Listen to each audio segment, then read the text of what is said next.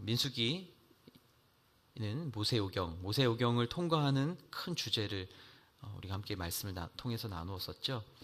하나님께서 언약의 자녀들인 우리들을 축복하기 원하시는데 우리가 그 복 안에 어떻게 머물고 또 어떻게 그 복을 누릴 수 있는지에 대해서 계속해서 말씀을 나누었습니다.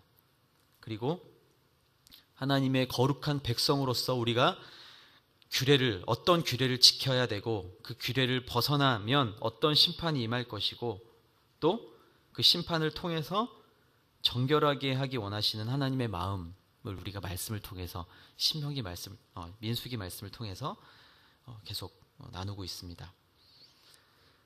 여러분, 흔적이라고 하면 어떤 흔적이 있을까요? 여러분 마음속에도 흔적이 있을 것이고 자동차가 배가 지나간 흔적이 있을 것이고 우리 삶에는 많은 흔적들이 있습니다. 네. 아주 행복했던 기억도 있을 것이고요. 그렇죠? 또 때로는 상처난 흔적도 있을 것이고 또 영광의 면류관을 썼던 흔적이 있을 것이고 어린 시절을 생각해 보면 부모님한테 매를 맞아가지고 이렇게 발갛게 달아오른 이 손바닥 종아리 또 생각이 나고요. 그리고 또 몸이 안 좋아서 또 육신의 질병 때문에 수술을 받으셨던 분들은 몸에 이렇게 수술 자국이 남기도 합니다. 그리고 오래된 사진첩을 펼쳤을 때 떠오르는 그 기억의 한 자락도 우리가 흔적이라고도 할 수 있을 것 같아요. 우리는 그렇게 수많은 흔적 속에 살아갑니다. 흔적이 없는 사람은 없습니다. 흔적 때문에 이렇게 국무총리 장관 되는 것도 막 힘들잖아요, 그렇죠? 뭐 남겨놓은 흔적 때문에 이렇게 어렵잖아요, 그렇죠? 다 흔적이 있습니다, 누구나. 좋은 흔적이든 좀 좋지 않은 흔적이든 다 흔적이 있습니다. 그것이 때로는 그 흔적을 생각하면 바라보면 그것이 힘이 되기도 하고요, 그렇죠? 어떤 아름다운 추억을 생각하면 힘들 때 힘이 되기도 합니다. 그리고 삶의 이정표가 되어주기도 하고요. 어두운 길에 이렇게 빛을 비춰주는 등불이 되어주기도 합니다. 반대로 때로는 내게 아픈 상처가 되살아나게 하기도 하고요. 그래서 그것이 삶의 장애물이 되어버릴 때도 있습니다. 어찌되었든 그 삶의 흔적들은 시간이 지나면 흐려지기도 하고요. 또 잊혀지기도 하고요. 내 노력으로 내 의지로 조금 이렇게 그 흔적을 바꾸어 놓을 수도 있을 것 같습니다. 오늘 말씀을 보니까 이스라엘 백성들에게 하나님께서 이 흔적을 요구하시는 거예요. 흔적. 영어로 sign. 우리말 성경에는 증표라고 나오죠. 어떤 흔적을 새겨놓으라고 명하시는 거예요. 그것은 제가 지금 말씀드렸던 어떤 추억의 흔적도 아니고 우리를 단지 힘겹게 하는 고통스러운 흔적도 아니고 이것은 생명으로 가는 길입니다. 오늘 하나님께서 오늘 그 생명으로 가는 길, 죄의 길에서 벗어날 수 있는 이정표가 되는, 그걸 쳐다보면 생명으로 가는 방향을 제시해 줄 수 있는 그 흔적은 절대 지워지지도 않고 지워서도 안 되는 그런 흔적, 그런 사인을 우리에게 요구하고 계십니다. 오늘 그 생명에 담긴 흔적이 오늘 저와 여러분들 심령 속에 새겨질 수 있게 되기를 바랍니다. 우리가 읽은 말씀, 오늘 말씀 16장 36절 그 앞쪽의 말씀을 보면 오늘 주신 말씀의 또 배경이 되기도 하는데요. 아주 유명한 사건이 기록되어 있습니다. 어떤 사건일까요? 말씀을 계속 묵상해 오시는 분들은 아시겠죠? 아주 유명한 사건입니다. 고라가 반역하는 사건이 나옵니다. 누구에게 반역했나요? 모세와 아론에게 반역하죠. 하나님께 반역한 것이에요. 고라, 단, 아비람이라는 사람이 모세와 아론 앞에 나와서 막 불평하고 원망하고 하나님의 그 질서에 대항하는 장면이 나옵니다. 그리고 하나님을 원망하고 불평하는 사람들은 하나님이 어떻게 하셨나요? 땅을 열어서 그들을 산채로 묻어버리십니다. 엄청난 사건이에요. 엄청난 사건. 그것이 지진이었는지 뭔지는 잘 모르겠지만 땅을 열어서 산채로 삼켜버리십니다. 그리고 하나님의 질서의 권위에 대항하는 이 250명의 지도자들을 불살라버리는 이 엄청난 무서운 심판이 이 16장에 기록되어 있습니다. 하나님께서는 이 심판의 결과를 통해서 우리에게 보여주시고자 하는 게 있습니다. 무엇일까요? 하나님의 공의를 보여주기 원하시는 거예요. 하나님의 공의. 내가 너희를 약속의 백성으로 불렀고 나는 너희들을 나의 뜻과 내 법대로 내가 약속한 그곳으로 내가 너희를 이끌고 가고 있는데, 그렇게 하기 위해서 너희가 반드시 가져야 할, 통과하여야 할 내가 말하는 나의 공의, 나의 법, 나의 규례를 지켜야 하는데, 그것을 지키지 않았을 때 어떠한 일이 일어나는지 내가 보여준다. 보여주시는 거예요. 근데 더 중요한 것이 하나 있어요. 이 말씀, 이 심판의 메시지를 통해서, 기록을 통해서 하나님께서 우리에게 그냥 단지 공포를 불어넣어 주시려는 것이 아니다라는 것입니다. 너희들 봤지? 내가 어떤 사람인지. 하나님이 그렇게 우리에게 공포심을 불어넣어주고 무서운, 그냥 너희들 나한테 잘못 보이면 다 죽음이야, 하나님이 이 목적을 가지고 이 심판을 하시는 게 아니다라는 거예요. 무엇일까요? 하나님께서 이렇게 우리 심판하시는 목적이 뭘까요? 눈앞에서 사람들을 산채로 묻어버리시고 불로 살라버리는 이 목적이 무엇일까요? 우리를 구원하기 위한, 구원의 역사를 이어나가기 위한 하나님의 하나님의 그 역사의 로드맵이라는 거예요. 이 사람들이 왜 죽었는가? 한 가지입니다. 하나님께서 끊임없이 나의 명령과 규례를 지켜라. 그러면 내가 너에게 약속한 그 복이 그대로 너희 것인데 지켜라. 그렇지 않았을 때 그 죄의 결과를 하나님 보여주신 거예요. 근데 모든 인류를 다 멸하시겠다. 하나님, 모든 죄 지은 인류를 다 멸하시겠다. 하나님 진짜 인류를 싹 다 멸하셔서 이 지구를 없애버리려고 하시는 것인가? 아니라는 거예요. 노아의 홍수 심판도 마찬가지예요. 물론 그것이 우리가 이해할 수 없는, 우리는 도저히 이해할 수 없는, 하나님 어떻게 이렇게까지 하실 수 있습니까? 그렇게 말할 수 있을지 몰라도 하나님의 뜻 가운데, 하나님의 공의를, 하나님의 구원의 역사를 이루어 가기 위한 하나님의 역사의 지도가 지금 펼쳐지고 있는 거예요. 그것은 하나님의 구원의 역사, 사랑의 증표이다라는 거예요. 오늘 우리에게 하나님께서 그러한 하나님의 마음을 보여주시기를 원하시는데, 첫 번째로 우리가 어떤 하나님의 마음을 읽을 수 있을 것인가? 36절부터 우리가 40절까지 말씀을 좀 길지만 다시 한번 읽어보도록 하겠습니다. 36절부터 40절까지 시작. 여호와께서 모세에게 말씀하셨습니다. 아론의 아들인 제사장 엘르아살에게 명해 불탄 자리에서 향로들을 가져다가 그 속의 불을 먼 곳으로 쏟아버리게 하여라. 이는 향로들이 거룩하기 때문이다. 죄를 지어서 죽임을 당한 사람들의 향로를 두드려서 판으로 만들어 제단을 씌워라. 이는 이 향로들이 여호와께 드려져 거룩하게 됐기 때문이다. 이것이 이스라엘 자손들에게 증표가 되게 하여라. 그래서 제사장 엘르아살은 불타버린 사람들이 드린 청동 향로들을 모아 두드려 제단에 씌울 만한 판을 만들었는데, 이는 고라와 그의 무리처럼 되지 않으려거든 아론의 자손이 아닌 다른 사람이 여호와께 향을 드리러 나와서는 안 된다는 것을 기억하게 하려는 것이었습니다.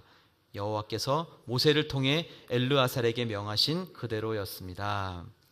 첫 번째 우리에게 하시는 말씀은 거룩의 증표를 명하셨다라는 겁니다. 거룩의 증표를 명하셨다. 여러분, 말씀에 38절에 증표에도 동그라미를 한번 쳐보시고, 또 내려와서 40절에 기억이라는 단어에 동그라미를 한번 쳐보셨으면 좋겠습니다. 하나님께서 하나님의 질서, 하나님의 권위에 대항하는 이 250명의 지도자를 불살라 버리신 다음에 그 거룩한 불이 임하여서 사람들은 다 불타버리고 이제 남아있는 그 청동 향로들을 함부로 다르지 못하게 하시는 거예요. 함부로 다르지 못하게. 이 250명은 죄를 지어서 불에 타서 죽었지만 이 향로는 하나님께 드려진 것이기 때문에 이것은 거룩한 것이다. 36, 7절 말씀에 나오죠. 이것은 거룩한 것이기 때문에 하나님께서 이 제사장 엘르아살에게 이 향로를 어떻게 처리해야 될지를 알려주시는 거예요. 어떻게 처리하라고 알려주셨습니까? 그 불을 제단에다 쏟지 말고 불을 제단에 쏟지 말고 저 먼 곳으로 쏟아버리게 하신 거예요. 자, 이 말은 무슨 말인가? 그 향로에 불을 피울 때 사용한 불이 제단에서 온 게 아니다라는 거예요. 너희가 피운 게 아니라 내가 불살라 죽일 때 임한 그 불은 제단에서 온 게 아니라 내가 직접 그 불을 임하게 한 것이다 라는 그 말을 하고 계시는 거예요.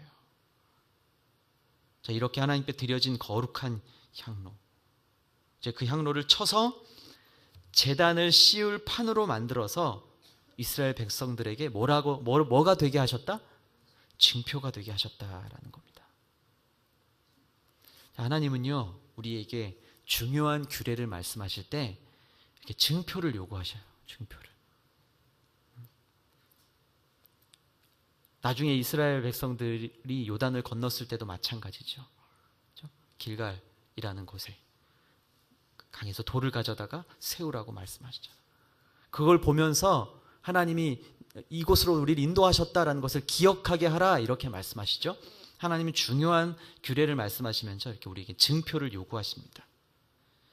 우리가 앞에 15장 38절에서 39절 말씀을 한번 읽어보겠습니다. 앞장 15장 38절 39절 시작. 이스라엘 백성들에게 말해 일러라. 대대로 너희는 너희 겉옷 끝자락에 청색끈으로 술을 달라. 이 술들은 너희가 보고 여호와의 모든 명령을 기억해 그것들을 행하고 너희 마음과 눈을 따라 음란하게 되지 않도록 하기 위한 것이다. 아멘. 안식일의 규례를 말씀하실 때 이 말씀하신 거예요. 옷 끝자락에 청색끈으로 술을 달라라고 하셨습니다. 그래서 어떤 의미입니까? 너희는 내가 선택한 거룩한 백성임을 기억하라. 그것을 볼 때마다 옷 끝에 달린 그 청색끈으로 만든 술을 볼 때마다 내 명령을 준행하고 마음과 눈을 따라서 음란하게 되지 않도록 하여라 라고 하는 하나님의 마음인 것입니다. 또 17장 뒤에 17장에도 비슷한 말씀이 나와요. 17장 10절 말씀을 한번 읽어보겠습니다. 시작. 여호와께서 모세에게 말씀하셨습니다. 아론의 지팡이를 증거궤 앞으로 도로 가져다가 반역하는 사람들에 대한 증표로서 보관하여라. 이것으로 나에 대한 저들의 불평이 끝나게 해 그들이 죽지 않게 하여라. 뭐 하지 않게 하여라? 죽지 않게 하여라. 하나님이 죽이시려는 게 목적이 아닌 거예요. 그렇죠? 말씀에 분명히 기록합니다. 내 말을 안 들으면 복수하는 나를 보여주어라. 이게 아니라 그것을 증표로 삼아서 보관하고 그것으로 인해서 그걸 볼 때 불평하는 사람들의 입술이 닫혀지고 그들이 죽지 않게 하여라. 하나님의 마음인 거예요. 죽이려는 게 아니에요. 이 아론의 지팡이가 증거궤 앞으로 가져와서 보관함을 통해서 하나님께서 그들이 죽지 않게 하기 위한 그 마음을 지금 백성들에게 알려주고 계시는 것이죠. 여러분, 향로를 두드려서 만든 판, 그것은 하나님의 말씀을 따르지 않았을 때 어떠한 대가가 있었는지를 기억나게 하는 거예요. 그것이 뭐 잘 두드려서 만들어서 멋지게 씌워놓고 그것이 청동으로 만든 향로, 멋지다, 그거 보라고 한 게 아니라 그것을 두드려서, 그 향로가 두드려서 펴져서 판으로 만들어져서 제단을 씌운 판이 되어서 예배를 드리러 올 때마다, 제사를 드리러 올 때마다 그것을 보면서 아론의 반열이 아닌 사람들이 결코 분향하러 나올 수가 없다라는 사실을 기억하게 하신 것입니다. 다시 말하면 고라의 반역 사건과 같은 일이 반복되지 않도록 하기 위함인 것이에요. 하나님은 우리 인간의 망각의 능력을 이미 아셨던 것 같아요. 듣고 잊어버리고 듣고 잊어버리고 또 잊어버리고, 지금 얘기하고 또 1시간 뒤에 다른 말하고, 이게 뭐 세상 좀 나쁜 말로는 뭐라고 하죠? 닭 머리, 그렇죠? 물고기 머리 뭐 이렇게 말하잖아요. 이게 뭐 인간을 비하하려는 말이 아니라 우리는 그런 존재인 거예요. 명령을 우리가 들었으나 그 명령을 기억하지 못하고, 우리 여러분 자녀들 키워보셔서 아시잖아요. 너 내가 엄마가 뭐라 그랬어? 아빠가 뭐라 그랬어? 뭐라 그랬는지 기억하나요? 그러니까 기억 안 나니까 그러는 거지. 까먹으니까 그렇게 또 하는 거지. 그렇죠? 엄마 아빠 마음은 기억해 줬으면 좋겠는데 내가 7번, 8번, 9번, 100번을 말했는데 얘가 또 들은 채 만채 하고. 근데 이게 자녀가 그렇게 막 행동할 때, 그래? 어디 한번 맛을 봐라. 그리고 진짜 그냥 그대로 나가서 정말 나쁜 짓 하게 그냥 막 내버려 두시나요? 그러지 않죠. 저게 기억 못하네? 기억 못한 대가가 무엇인지 한번 보아라. 땅이 갈라져서 묻어버리길 원하는 마음이신가요?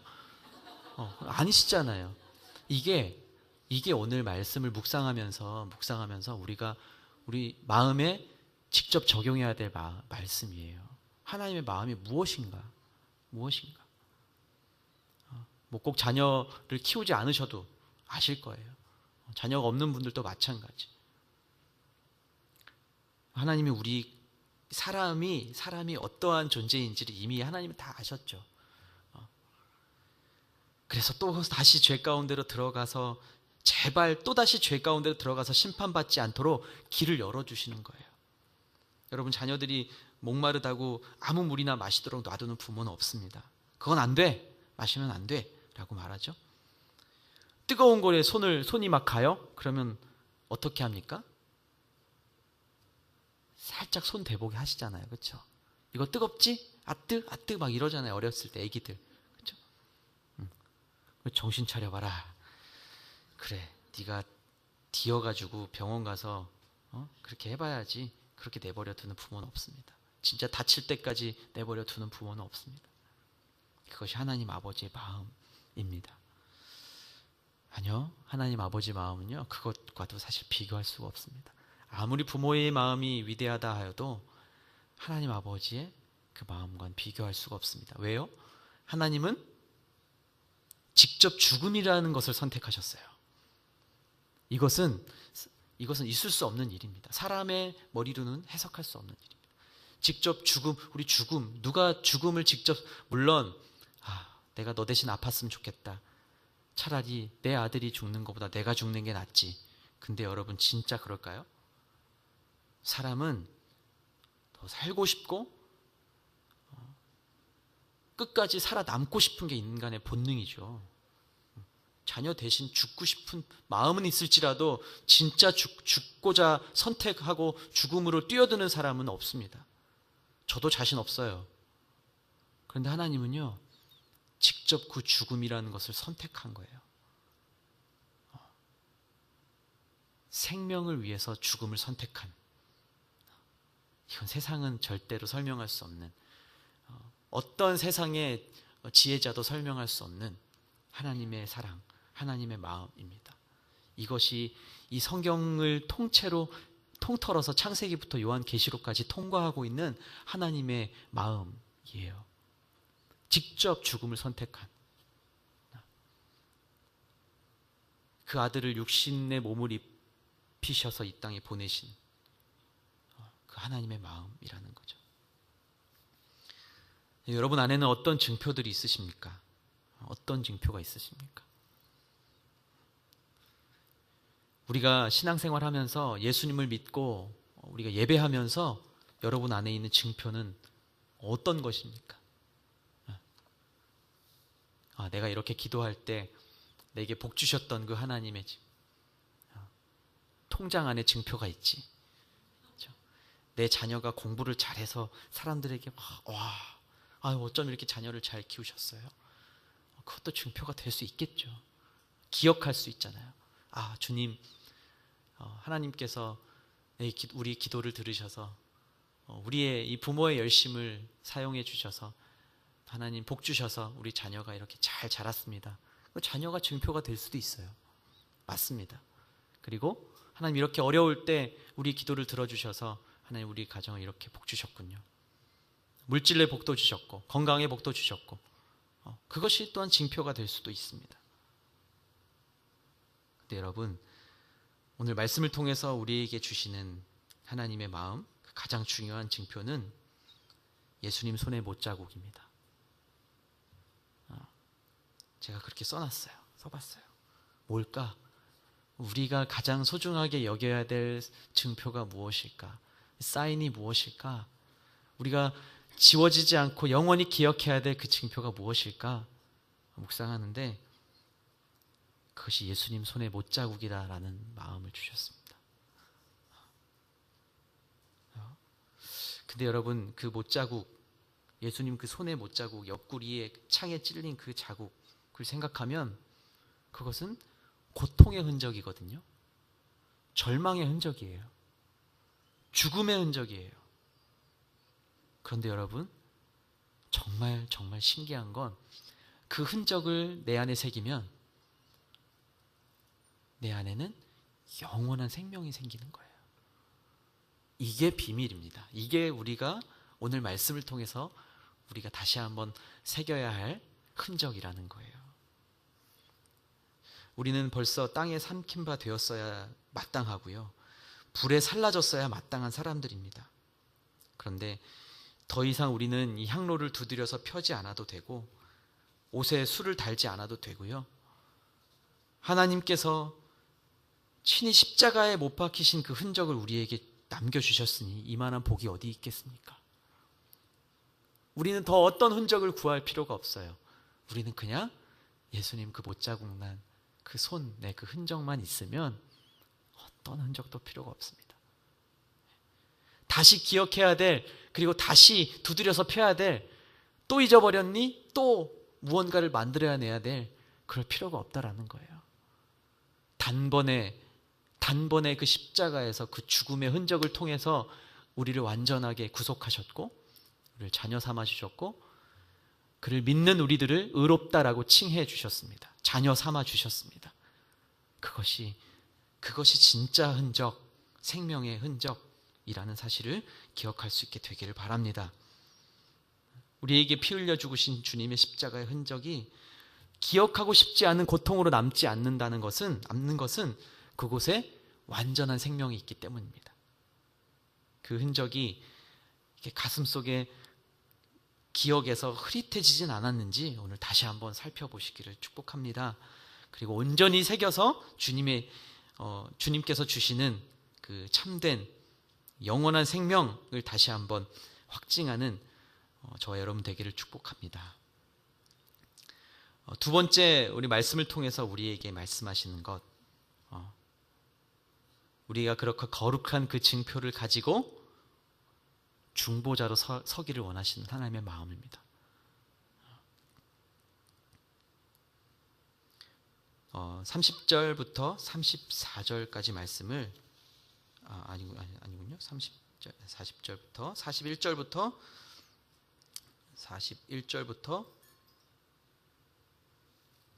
45절까지 읽어보도록 하겠습니다. 시작.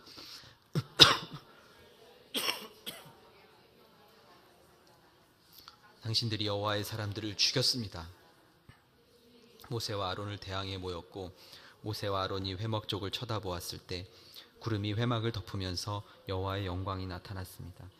모세와 아론이 회막 앞으로 나아가자 여호와께서 모세에게 말씀하셨습니다. 이 회중에게서 떠나라. 내가 저들을 단번에 없애버리겠다. 그러자 그들이 얼굴을 땅에 대고 엎드렸습니다. 하나님의 이 어마무시한 심판을 보고서 그리고 향로를 쳐서 징표를 만든 그 다음 날, 참 저는 이해가 안 갑니다. 아니, 그 어마무시한 심판을 보고 향로를 쳐서 증표를 만들라고 명령하신 그것을 보고 판을 만드는 그 모습까지도 보았을 텐데, 다음 날 41절 보니까 다음 날 이스라엘 회중이 모세와 아론에게 불평을 하며 말했습니다. 또다시 불평하는 거예요. 그리고 모세와 아론을 탓하는 거예요. 당신들 때문에 심판이 임한 거 아니냐, 당신들이 이 사람들 다 죽였다, 이렇게 말하는 거예요. 다시 한번 기억하기를 원하시는 그 애끓는 하나님의 마음에도 불구하고 이스라엘 회중은 또다시 불평합니다. 저는 이게 묵상하면서 참 이 사람들 용기도 참 가상하다. 너무 재밌는 거예요. 이게 무섭다라기보다는 이 사람들이 너무 재밌는 거예요. 참 용기가 가상하다. 그렇게 죽어가는 걸 보았을 텐데도, 야, 이거는 닭 머리, 물고기 머리도 이거는 참 사치다. 망각의 궁극을 보여주는 것 같아요. 망각의 궁극을. 어떻게 까먹지? 어떻게 그걸 보고도 또 이럴 수가 있지?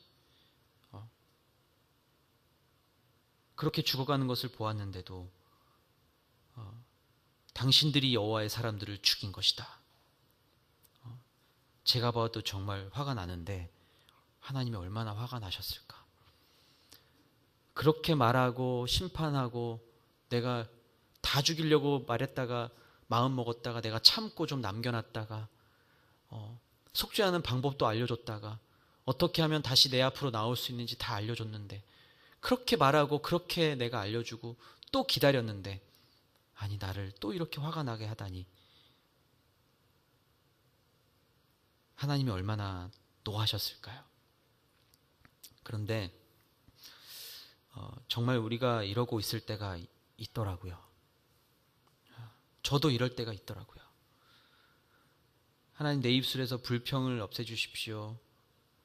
또 회개하고 또 원망하고 회개하고, 하나님 이거는 왜 이럴까요? 이해가 되지 않습니다. 하나님께 불평하고, 그랬다가 또 회개하고, 그랬다가 또 불평하고, 다를 것이 없더라고요. 하나님이 분명히 하셨는데 그것을 감히 사람의 탓으로 돌리고 있는 거예요. 하나님이 진노하셨습니다. 그리고 하나님께서 이렇게 말씀하시죠. 이 회중에게서 떠나라. 내가 저들을 단번에 없애버리겠다. 그러자 그들이 얼굴을 땅에 대고 엎드렸습니다.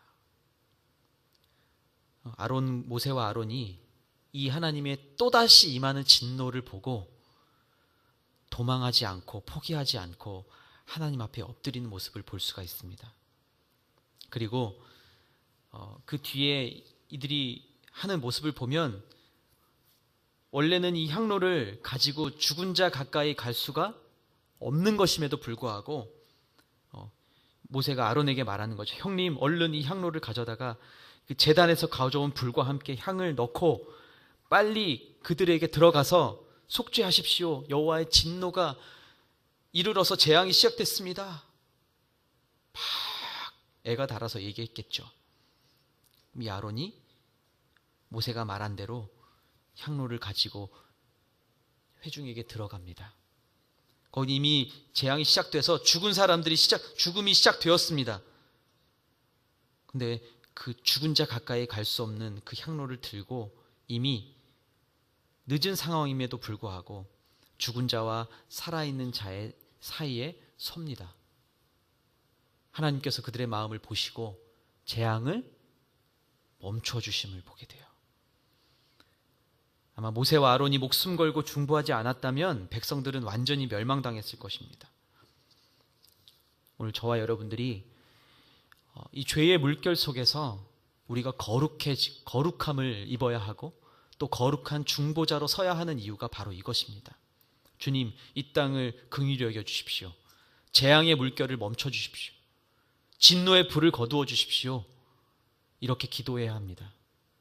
나만 예배 잘 드리고 나만 그냥 복 받고 나만 열심히 교회 섬겨서 나만 내가 하는 것만 잘 되어서 그렇게 그것이 은혜이구나 이렇게 만족하는 것으로 그치면 안 된다라는 것입니다. 자녀를 위해서 기도해야 하고, 자녀들이 속한 학교를 위해서 기도해야 하고, 교회를 위해서 기도해야 하고, 나라와 민족을 위해서 기도하는 것을 멈추어서는 안 됩니다. 이미 하나님의 심판은 이 마지막 때에 분명히 우리 가운데 시작되었습니다. 하나님의 진노가 이미 우리 코앞에 이미 와서 하나님이 우리가 또 죄짓고 또 죄짓고, 그렇게 우리가 하나님의 말씀을 들음에도 불구하고 죄의 물결을 따라 흘러가고 있는 이 땅에 하나님 알지 못하는 많은 사람들을 하나님 지금 보고 계시는 거예요. 기다리고 계시는 것이죠.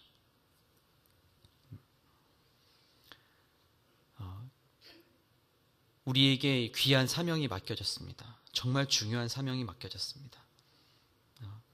그런 찬양의 가사가 생각이 났어요. 선한 싸움을 다 마치는 날 나 친히 주를 만나기 원한다. 피곤한 무릎을 일으켜 세우고 끝까지 달려가리. 우리가 이 죄악이 만연한 이 세상 가운데 우리가 외로운 섬처럼 지금 교회 안에 이렇게 서 있습니다. 그냥 못 들어오게 이 섬을 가로막고 배가 들어오지 못하게 그냥 쇄국 정책을 피는 것처럼 그렇게 우리만의 섬을 만들어 놓고 그렇게 살아가라고 하나님 말씀하시는 게 아니라, 우리가 그 세상 가운데 거룩한 중보자로 서기를 원하시는 거예요. 포기하지 말아라. 도망하지 말아라. 두려워하지 말아라. 그러나 절망하지 말아라.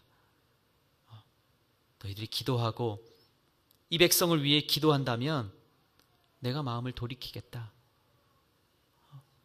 그 십자가의 흔적을 하나님 알지 못하는 사람들에게도 보여주어라. 그들이 그 흔적을 보고 내게로 돌아오는 것을 반드시 기억해라. 그 일을 위해서 내가 너를 불렀다라고 말씀하시는 거예요. 우리가 왕같은 제사장으로 부름받았습니다. 왕같은 제사장으로 부름받은 우리들, 이 구약시대 제사장은 그 향로를 들고 그 제사장 외에 다른 사람은 들어갈 수가 없었죠. 그러나 우리 모두가 왕같은 제사장으로 부름받았습니다. 우리가 이제 그 중보자의 마음으로 들어가야 되는 거예요. 하나님 재앙을 멈춰주십시오. 하나님 분노의 불을, 진노의 불을 하나님 거두어 주십시오. 이렇게 기도해야 하는 거예요. 그러기 위해서는 우리가 먼저 우리 죄를 회개해야 합니다. 내가 거룩한 하나님의 백성으로 다시 한번 주님 앞에 서야 합니다. 하나님의 진노 앞에 놓인 하나님을 알지 못하는 이들을 생명으로 인도해내기 위해서는 내가 진짜 십자가 흔적 보여줘야 되지 않겠습니까? 내 안에도 흔적이 별로 없는데 무엇을 보여주겠습니까? 내 안에 있는 흔적도 흐릿한데 뭘 보라는 거예요? 교회 다니라면서요, 뭘 보고 가라는 거예요? 세상 사람들이 그렇게 말하면 뭐라고 말하겠습니까, 여러분? 불로 새긴 것처럼 십자가의 흔적이, 예수님의 그 못 박힌 흔적이 내 안에 완전하게, 아주 진하게 새겨져 있어야 내가 세상의 중보자로 나아갈 수 있지 않겠습니까, 여러분? 지금 세상은 이미 교회 안으로도 이 세상의 흐름, 하나님을 반역하는 흐름들이 교회 안으로도 물결이 치고 있습니다. 지금은 교회 앞에 우리가 강하게 진을 치고 그 파도를 막는 것처럼 애써 막고 있지만, 지금 우리 자녀들이 가 있는 학교, 또 여러분들이 만나서 관계하는 많은 세상 사람들, 또 남편들이 속해 있는 직장 속에 가면 이미 이 물결은 이미 발목을 차고 무릎을 덮고 있어요. 거짓과 탐욕과 성공지상주의와 이기주의와 음란과 진화론과 동성애와 이 물결, 하나님을 반역하는 고라 자손들, 고라가 반역했던 마치 그런 반역과 같은. 당신들이 여호와의 사람들을 죽이지 않았습니까? 왜 그리고 당신들만 왜 제사장만 왜 그 일을 하겠다는 겁니까? 왜 스스로 높여서 당신들이 지도자라고 말하는 겁니까? 끊임없이 세상은 우리에게 그렇게 도전하는 거예요. 그렇죠? 예를 들어 볼까요? 왜 하나님이 이 땅을 창조하셨다고 그렇게 말합니까? 그게 진리니까 말하는 것이죠. 왜 하나님만이 참 신이라고 말합니까? 당신들은 굉장히 편협하군요. 세상은 그렇게 말하고 있어요. 하도 말하니까 그게 하도 이제 보편적이 되니까 이미 보편화된 것은 우리 창조과학 탐사 때 다녀오신 분들도 들으셨죠? 보편화된 것은 그 물결을 바꾸기가 너무 어렵습니다. 진화론이 교과서에 들어와서 그게 너무 보편적이 되다 보니까 그게 분명히 아닌데도 이제는 그 물결을 바꾸기가 너무 어려워요. 세상은 그렇게 물결을 우리한테 파도를 우리에게 치고 있습니다. 진짜 그런가? 하도 그렇게 말하니까 동성애 말하는 거는 진짜 내가 너무 편협한 사람이 되는 건가? 이 착각하게 만드는 거예요. 사단의 전략이에요. 지금 그렇게 반역하는 고라의 백성들이 지금 그렇게 인간의 망각의 이 특성을 가지고 우리를 계속 공격해 오는 거예요. 여러분 기억하십시오. 우리에게 필요한 건 우리가 잊지 않기 위해서는 우리에게는 예수님의 흔적이 필요합니다. 자녀들에게도 그 예수님의 흔적이 필요합니다. 제가 지난주에도 말씀드렸던 것 같아요. 타협하지 않는 믿음. 그것은 편협한 게 아니에요. 타협하지 않는 사람이 꽉 막히고 편협하다는 사람 한 게 아니에요. 고리타분한 사람이 아니에요. 흔적을 갖고 있는 사람이지. 나는 예수의 흔적이 있는데 그 흔적 위에 내가 어떤 다른 그림을 그리겠어요? 할 수 없는 거예요. 할 수 없는 건데 해야만 그럴듯한 그것을 좀 덧입어야만 세상의 지식을 덧입어야만 세상 사람들 말하는 그 보편적 지식을 덧입어야만 내가 그럴듯한 좀 유식하고 좀 고상한 사람이 되는 것 같은 착각을 일으키는 사단의 아주 교묘한 전략입니다. 여러분 다른 것 필요 없어요. 다른 흔적은 필요 없습니다.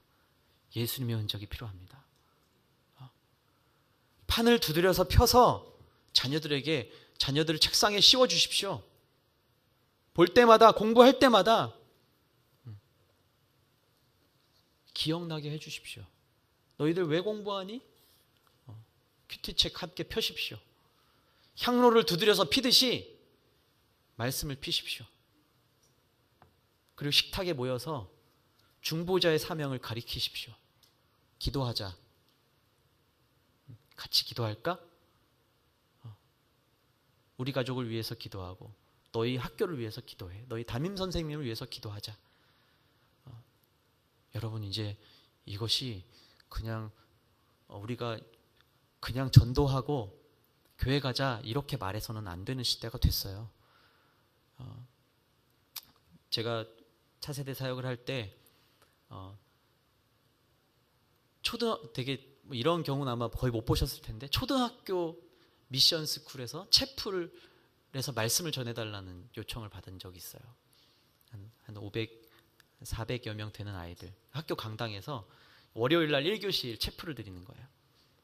미션 스쿨 사립학교였기 때문에 저기 은평구에 있는 학교였는데 저희가 이제 매주마다 가서 예배를 드리는 거예요. 월요일 저희 제일 가고 싶지 않은 시간인데 말씀 전하는 자리이기 때문에 가는 거예요.